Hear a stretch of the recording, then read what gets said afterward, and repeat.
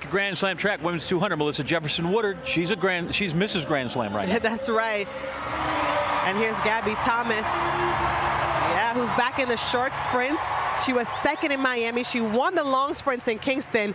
So I know she wants a little bit of revenge here on Melissa Jefferson-Woodard. Tamari Davis, second in Miami over this distance.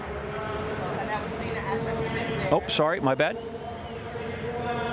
There's Tamari Davis.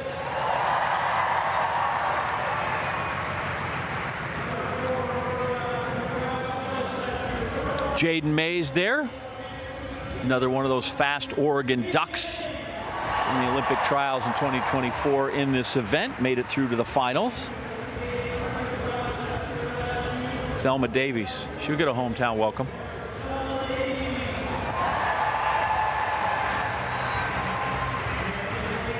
And rounding out the field, this is Salera Barnes. Had a breakout indoor season. The U.S. indoor champion at 60 meters. It's another great field, and after what Kenny Benari just did, I'm sure they're inspired to run really well in front of a great crowd. Set. Thomas away pretty smartly.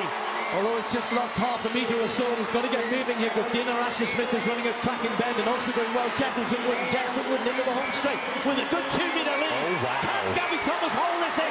She's got work to do. Can hold of Jefferson-Woodard. Can she get there? It's going to be tight in the lead, but she's got it. 21.99. Well.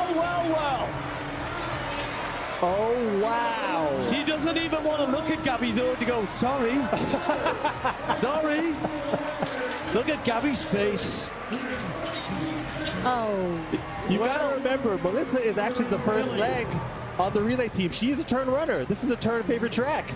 This is, like you said, it's a different 200 meters here. Wide turn. You only, once you straighten up in the home straight, you've only got about 75 meters left. Yes. And I know that's what Melissa was thinking when she got on that straightaway. This straightaway short, I'm winning. I don't got to hold on for that much longer this time. And she held on. So that's not only a personal best, again, another record for this track in the stadium. Wow. In the rain. I mean, at this point, you think, well, Gabby didn't get a good start because you're thinking, yeah, Dina Asher-Smith was up on it, but then you suddenly realize Jefferson-Woodard is out there, but Gabby normally hauls people in, doesn't she? She does. But sometimes when people are that far out there, I know there had to be a moment where Gabby was like, hold on a second, she actually is kind of far. There might have been a bit of panic getting into the straightaway because there was a lot of ground to make up. And you can see on Melissa's face, she knows that Gabby's going to be coming, but she has to hold on, and she did hold on and had the strength to be able to maintain in this 200. A huge win over the Olympic champion in the 200 meters. And she wanted that. Bad.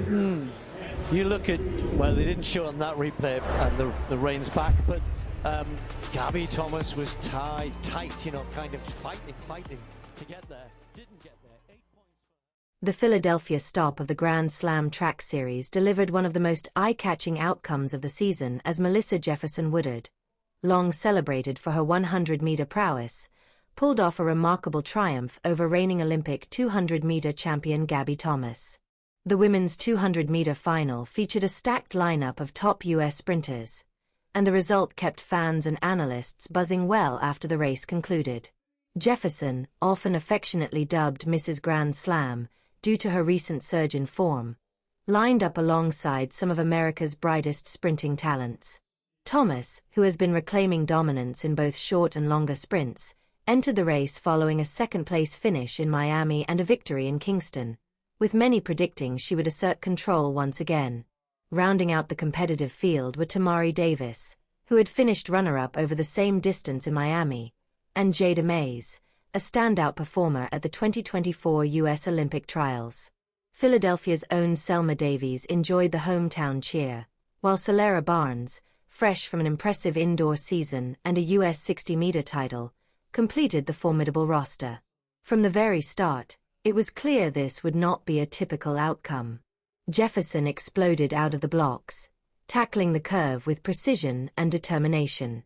Thomas, known for her smooth transitions and powerful finish in the final meters, found herself in an unfamiliar chase position. Ashley Smith also ran an impressive bend, keeping pressure on the leading pack. As the athletes entered the final stretch, shortened slightly by the track's wide curve, Jefferson's lead was undeniable. Thomas attempted her customary late race surge, but Jefferson's sharp execution on the bend had created too much distance to close. Crossing the line in a personal best of 21.99 seconds, Jefferson set a new Philadelphia track record under rainy conditions, cementing a truly memorable victory. What makes Jefferson's performance especially notable is her relative novelty in the 200m. Primarily a 100m specialist, she had only recently begun focusing more seriously on the longer sprint. After finishing third in Miami earlier that month, she returned to Philadelphia with renewed determination. "I've been working for this," Jefferson said post-race. "I wasn't going to let Miami happen again." Her improved form and resolve were evident from start to finish. For Thomas, the outcome was a rare stumble. Known for her composure and ability to close out races, she is considered one of the most reliable 200m runners worldwide.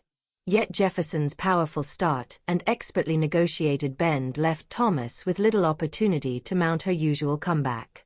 Cameras captured Thomas's post-race expression, equal parts surprise and frustration, as she acknowledged Jefferson's flawless execution. Tamari Davis claimed third place, continuing her consistent podium appearances in this Grand Slam season. The race highlighted not only the depth of American sprinting talent, but also the emergence of new contenders challenging established stars. The Grand Slam Series, which has already held stops in Jamaica, Miami, and now Philadelphia, has quickly become a premier showcase for elite track talent. With prize money reportedly reaching $100,000 for top finishes, the meets provide both incentive and exposure, especially for athletes still building their sponsorship profiles. For competitors like Jefferson, these events can prove transformative. Track athletes often face limited income streams outside marquee events or major brand partnerships. In regions like Jamaica, support may come from local companies such as Digicel, Flow, or Wata, while in the US, emerging sprinters rely on brands like Nike, Adidas, or Puma. The Grand Slam Series plays a vital role, offering athletes the chance to perform, earn, and advance their careers beyond rigid international schedules. Although this Philadelphia race featured an almost exclusively American field, fans still enjoyed high-intensity competition and skillful performances. Many expressed hope that future stops would bring greater international representation, particularly with the World Championships looming in September. Melissa Jefferson's victory, however, is a clear signal of her talent, adaptability, and relentless work ethic. To beat an athlete of Gabby Thomas's caliber in the 200m is a major achievement, showcasing Jefferson's rapid growth and expanding versatility across sprint distances. As the season progresses toward the World Championships, the stakes intensify. With sprinters like Jefferson, Thomas, Davis, and others continually pushing each other, fans can expect thrilling contests ahead. If the Philadelphia race serves as any indication, the women's 200 meters is set to be one of the most exciting and unpredictable events on the calendar.